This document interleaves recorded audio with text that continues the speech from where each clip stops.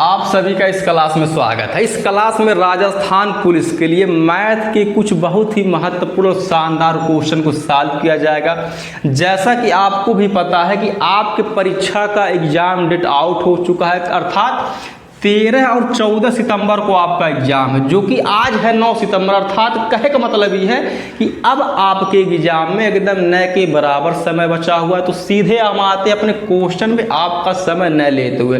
बस यही रिक्वेस्ट है कि क्लास में लास्ट तक बने रहिएगा, क्योंकि जितने भी क्वेश्चन सॉल्व कराए जाएंगे वो भी 14 सितंबर तक आपके एग्जाम के लिए एक नहीं 1000% बहुत ही महत्वपूर्ण साबित होंगे। तो अब हम आते हैं सीधे अपने क्वेश्चन नंबर फर्स्ट पे।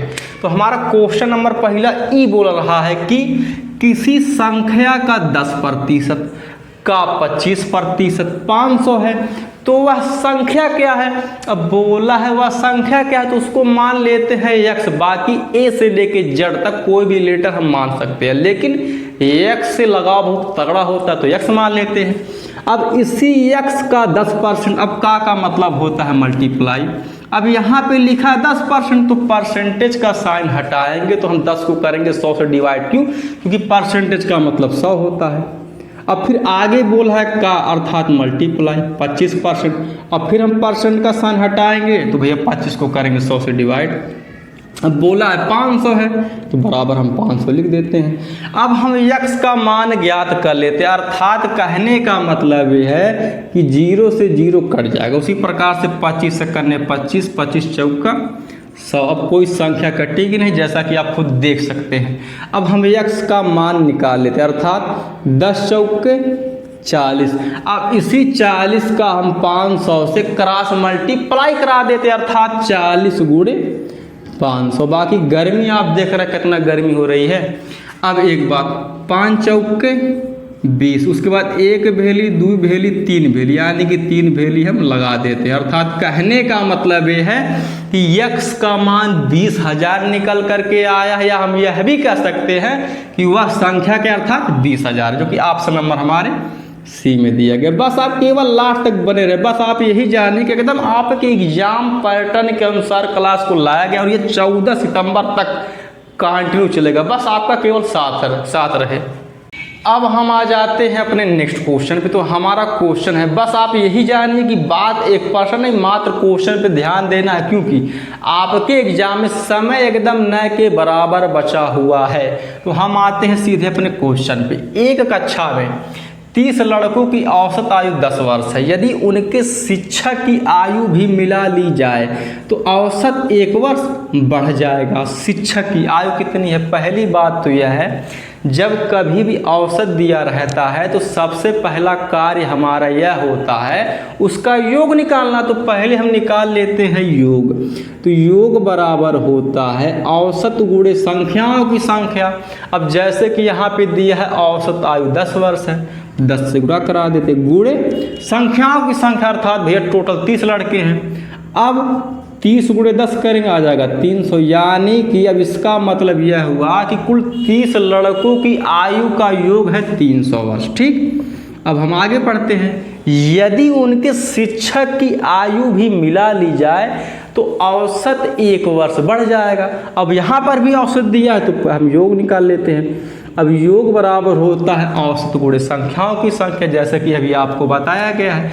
अब औसत, अब पहले औसत था 10 वर्ष, लेकिन शिक्षक के आने से औसत 1 वर्ष बढ़ जाता है, अर्थात 10 से 11 हो गया।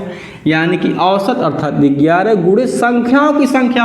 अब पहले थे 30 लड़के, अब शिक्षक अगर एक और आ जाते हैं, यानी कि अब कुल हो गए 31 लोग, अर्थात 30 लड़के प्लस 1 शिक्षक, यानी कि 11 गुणे 31 कर लेते हैं। अब 11 करने 11 के एक हाथ में लगा 1, 11 3 33, 1 34। अब यही बोला है कि शिक्षक की आयु कितनी है। अब इसमें शिक्षक की आयु भी इसमें शामिल है, तो 341 में से 300 घटा लेते हैं, अर्थात 341 में से जब हम 300 घटाएंगे तो आ जाएगा 41 वर्ष। यानी कि शिक्षक की आयु है 41 वर्ष, जो कि ऑप्शन नंबर हमारे दिया गया है डी में। अब हम आ जाते हैं अपने नेक्स्ट क्वेश्चन पे। तो हमारा क्वेश्चन है, राहुल तथा रश्मि की वर्तमान आयु का अनुपात 2:1 है 30 वर्ष पश्चात। पश्चात का मतलब यहाँ पे बाद से है। उनकी आयु का अनुपात 7:6 होगा। राहुल की वर्तमान आयु है। पहली बात तो यह है, इस क्वेश्चन को हम यक्स मान के सॉल्व नहीं करेंगे, क्योंकि अगर यक्स मान के अगर हम सॉल्व करेंगे तो केवल टाइम हम ज़्यादा एग्जाम में लगाएंगे, जो कि हमको समय बचाना है। अब इसको सॉल्व करेंगे हम डिफरेंस मेथड से। अब देखते हैं कैसे। जैसे कि अब यही बोला है कि राहुल, इसमें अब इस क्वेश्चन में दो ही लोग हैं, एक राहुल हैं, एक रश्मि जी हैं। अब यही बोला है कि राहुल तथा रश्मि की वर्तमान आयु का अनुपात 2:1 है, तो हम लिख लेते हैं। बहुत ही खतरनाक और बहुत ही शानदार तरीका है, बस आप यही जानिए। अब आगे लिखा है कि 30 वर्ष पश्चात, तो हम लिख देते हैं 30 वर्ष पश्चात या 30 वर्ष बाद, बात एक ही है।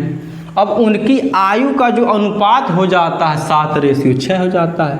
अब सबसे आसान तरीका यह है कि हम इन दोनों रेशियो का निकाल लेते हैं डिफरेंस। अब देखते हैं सेम है या नहीं है। ठीक, अब 7 में से 2 जब 5 आएगा, 6 में से 1 जब 5, यानी कि अब इन दोनों रेशियो का डिफरेंस सेम है।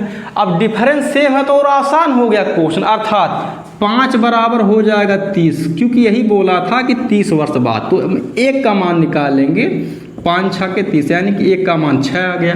अब हमारी वर्तमान आयु का अनुपात यही है। अब यही बोला कि राहुल की वर्तमान आयु है, तो भैया राहुल की वर्तमान आयु का अनुपात 2 है। अब यहाँ पे 1 का मान 6 निकला है, तो 6 गुणे 2 कर देते हैं, तो 6 दूना आ जाएगा 12 वर्ष, जो कि ऑप्शन नंबर हमारे सी में दिया गया है। केवल आप लास्ट तक बने रहे, मात्र लास्ट तक। अब हम आ जाते हैं अपने नेक्स्ट क्वेश्चन पे। तो हमारा क्वेश्चन है, किसी आयत की लंबाई तथा चौड़ाई में से प्रत्येक में 50% की वृद्धि की जाए तो इसके क्षेत्रफल में कितने प्रतिशत की वृद्धि होगी। अब यहाँ पे आप ध्यान दीजिएगा, इसमें बोला है प्रत्येक में, अर्थात आयत की लंबाई में भी 50% की वृद्धि की गई है और आयत की चौड़ाई में भी 50% की वृद्धि की गई है। अब इसका सबसे आसान तरीका यह है, जैसे कि कमी या वृद्धि अगर परसेंटेज में होती है तो हमेशा वह 100 पर ही होती है। अगर वृद्धि होगी तो 100 में हम जोड़ेंगे, अगर कमी होगी तो 100 में हम घटाएंगे। लेकिन यहाँ पे वृद्धि हुई है, वो भी दोनों पर, अर्थात लंबाई में भी 50% की वृद्धि और चौड़ाई में भी 50% की वृद्धि। अब वृद्धि हुई है तो 100 में जब हम 50 जोड़ेंगे तो आ जाएगा 150%, अर्थात 150 गुणे। अब चौड़ाई में भी 50% की वृद्धि हुई है, फिर 100 में 50 जोड़ेंगे तो फिर आ जाएगा 150%, अर्थात 150 गुणे 150/100। बहुत ही आसान तरीका है, बस आप यही जान लीजिए। अब 1 भेली 2 भेली, 1 भेली 2 भेली। अब 15 गुणे 15 करेंगे, आ जाएगा 225%। अब पहली बात, जैसा कि आपको यही बताया गया है कि कमी या वृद्धि हमेशा 100 पर ही होती है। अब हम यह देखेंगे कि यह 100 से कितना ज़्यादा है। अब देख लेते हैं भैया, अर्थात 100 इसमें से घटा देते हैं। अब एक बात, 5 में 0 जा 5, 2 में 0 जा 2, 2 में से 1 जाएगा, अर्थात कहने का मतलब ये है यह 100 से 125% ज़्यादा है। अर्थात हम यह कह सकते हैं कि आयत के क्षेत्रफल में 125% की वृद्धि होगी, जो कि ऑप्शन नंबर हमारे दिया गया है ए में ही। अब हम आ जाते हैं अपने नेक्स्ट क्वेश्चन पे। तो हमारा क्वेश्चन है, यदि 2000 रुपये को ए तथा बी में 3:2 के अनुपात में बांटा जाए तो बी को प्राप्त होंगे। अब एक बात, जैसे कि यहाँ पे जो टोटल अमाउंट दिया गया है 2000, अब इसी 2000 को 2 लोगों के बीच में, अर्थात 3:2 के अनुपात में बांटना है। तो कहने का मतलब यही है कि इसी रेशियो या इसी अनुपात को हम जोड़ देते, अर्थात 3 में 2 जोड़ेंगे, आ जाएगा 5। अब 5 बराबर हो जाएगा 2000 रुपया के। अब हम जब 1 का जब मान निकालेंगे, अर्थात 5 चौके 20, उसके बाद 2 भेली, यानी कि 1 का मान आ गया 400। लेकिन इसमें यह बोला है कि बी को प्राप्त होंगे। अब यहाँ पे बी का रेशियो यह है और ए का रेशियो यह है। अब बी को प्राप्त होंगे तो भैया 1 का मान अगर 400 निकला है तो 400 में हम 2 से गुणा करा देते हैं, अर्थात 2 चौके 8, उसके बाद 2 भेली, यानी कि बी को कुल 800 रुपया प्राप्त होंगे, जो कि ऑप्शन नंबर हमारे सी में दिया गया। इस क्लास का लास्ट क्वेश्चन है। आपसे एक रिक्वेस्ट है कि लाइक शेयर सब्सक्राइब कर दीजिएगा। बाकी यह जो क्लास है आपके एग्जाम अर्थात 14 सितंबर तक कंटिन्यू चलेगी। बाकी धन्यवाद, और कमेंट करके बताइएगा कि क्लास कैसी लगी।